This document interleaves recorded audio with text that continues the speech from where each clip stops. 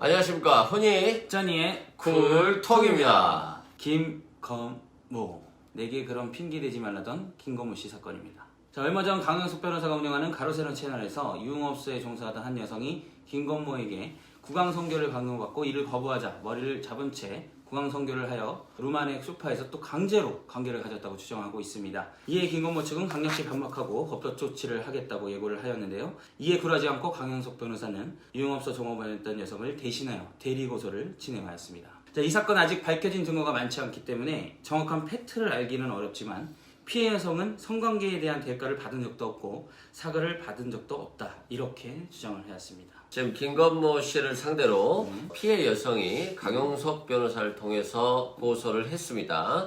가장 문제가 된 게 이제 3년이 지나서 왜 고소를 했냐. 네네. 성폭행이 아닌데 3년이란 지금 김건모가 잘 나갈 때 오히려 접대부로 있던 여성이 이렇게 공격한 건 뭐 돈을 목적으로 한 게 아니냐. 이런 이런저런 말들이 있는데요. 3년이 지났다. 3년이 지나면 고소하면 안 되는 건가요? 저는 가능하다고 봅니다.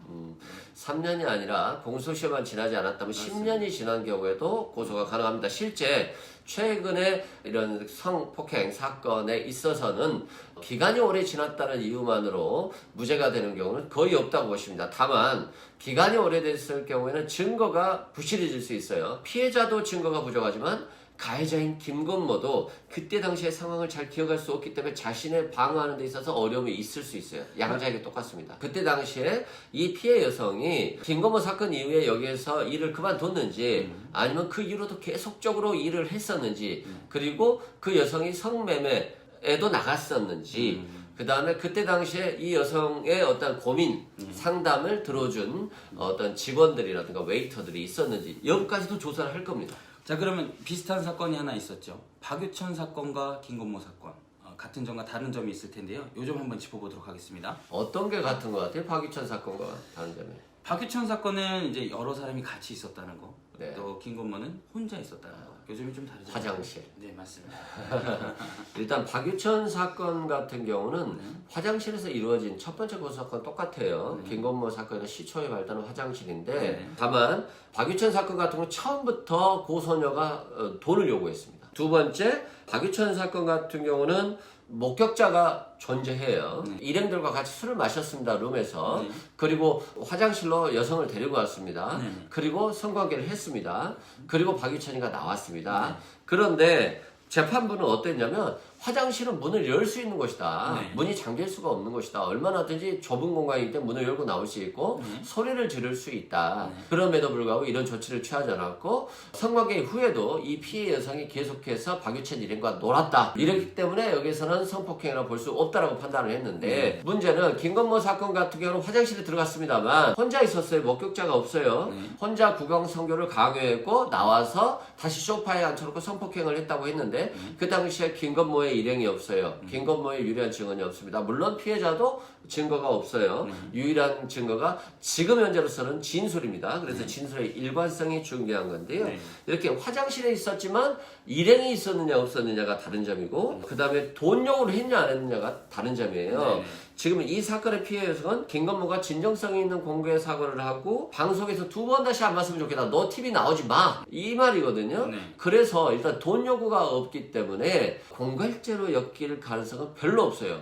현재 고소인의 대리인은 강영석 변호사고요. 강남경찰서에서 조사를 하고 있죠. 그리고 지금 성폭행 사건에서 가장 중요한 증거입니다. CCTV가 가장 유력한 증거인데 방 안에서는 CCTV가 있을 리는 없을 것 같아요. 현재 강영석 변호사가 갖고 있다라는 정황 증거, 이게 참 궁금합니다. 일단은 정황 증거를 보면 첫째, 목격자가 있었느냐. 그때 당시에 이 피해 여성이 김건모가 간 이후에 고민을 털어놓은 적이 있냐. 성폭행을 당했다거나 나를 강제로 추행했다거나 이런 고민을 털어놓은 사람이 있는지. 그래서 이 사람이 참고인 진술이 될 수 있고요. 그때 당시에 이 피해 여성이 병원을 갔을 수도 있어요. 그러면 진단서가 있을 수 있고요. 그때 당시에 그 여성이 자신의 신체에 있는 정액을 검사를 했을 수도 있어요. 왜냐하면 임신할 우려가 있어서 임신 테스트를 했을 수도 있습니다. 그리고 그때 당시에 이 여성이 친구들과 카카오톡을 통해서 상담을 했다거나 또는 성폭력 상담소에 상담을 했을 수도 있어요. 이 상담 기록지 같은 경우는 지금도 확보할 수 있다고 보여져요. 따라서 추가적으로 증거가 있다라고 했는데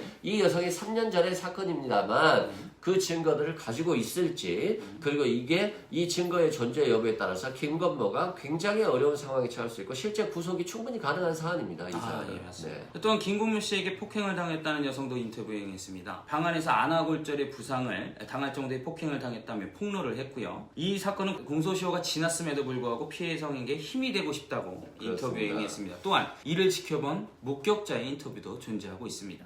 김건모의 성폭행 피해자가 그런 말을 했잖아요. 자신이 성폭행을 당했는데 이런 말을 하기도 어려웠다. 근데 이게 이제 업소녀다 보니까 자신의 업소를 다닌다는 걸 광고해야 되는 꼴과 같을 수 있고 김건모가 유명인이다 보니까 오히려 자신이 그 유명세를 타고 자신의 신변이 노출될 가능성이 아주 높거든요. 이런 것 때문에 여성이 고소를 못 했는데 3년이 지난 지금 김건모가 미우새를 통해서 너무 잘 나가고 자기 성폭행했던 배트맨 복장을 입고 있고 가족들이 그것도 모르고 웃고 있다. 그거에 대한 트라우마로 고소를 하게 된 것이다 라고 하고 있고 네. 혹시 증거가 부족할지도 모른다는 이 안타까운 상황을 보면서 자신도 12년 전에 김건모한테 시끄럽다는 이유만으로 폭행을 당했고 안아골절 비슷한 상해를 당하고 배 부위도 맞았고 그때 당시에 병원에 치료를 받았기 때문에 진단서도 전달 가능성이 높아요. 다만 이게 공소시효는 지났을 가능성이 높습니다만 김건모라는 사람에 대한 어떤 이미지를 추락시키고 이 성폭행 피해자의 진술에 신빙성을 더해주는 어떤 증거가 될 수 있는 거죠. 직접적인 증거는 안 되겠지만 간접적인. 국민들에 대한 어떤 의식적인 증거 이런 건 될 수 있다고 보여주고요. 그런 것이 재판에 좀 관여를 할 수 있다라는 거 보시는 이제 건가요? 성폭행 사건에는 실은 도움은 안 됩니다만 네. 국민들의 어떤 의식에 있어서는 김건모가 나쁜 놈이라고 하는 인식시켜줄 수 있다는 네. 거죠.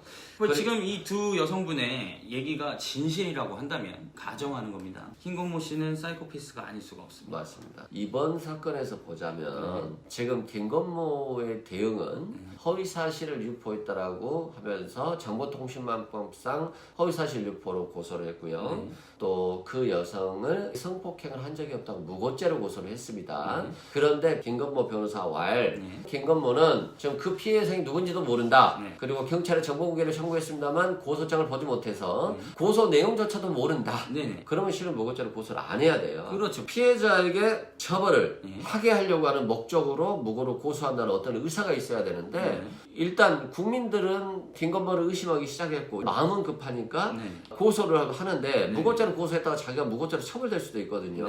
그렇기 때문에 피해 여성이 누군지도 모르고 고소 내용이 몰랐다. 따라서 나는 그 피해 여성, 지금 피해자를 무고한 게 아니다라고 될 수 있어요. 이건 김건모 변호사의 고도한 전략이 깔린 것으로 보여지고요.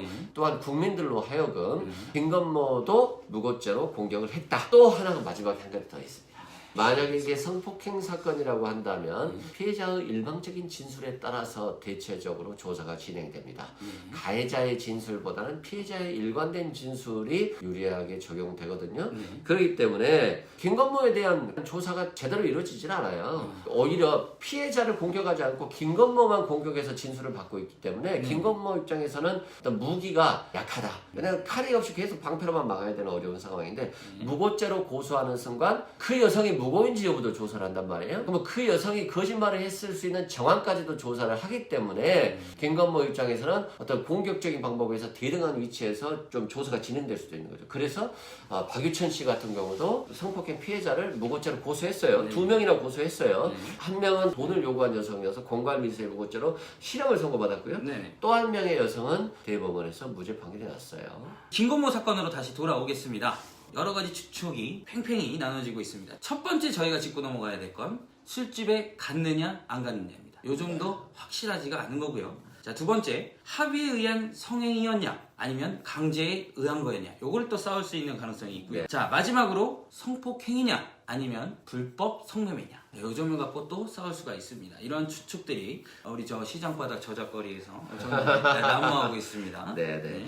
일단 개인적으로 보면 그 술집을 자주 갔었을 거예요. 그래서 이 여성을 만났을 거고 이 여성이 김건모를 모를 리가 없기 때문에 김건모하고 이 여성이 만나지 못했다 또는 술집이 아니다, 이건 말이 안 될 것 같고요. 일단 합의는 아니었을 것 같아요. 이 피해 여성이 동의를 적극적으로 하지 않았을 겁니다만 적극적으로 방어를 했는지 또는 적극적으로 거부를 했는지 아니면 소극적으로 했는지가 중요한 쟁점이 될 수도 있어요. 또 이게 양형에 있어서 중요할 겁니다.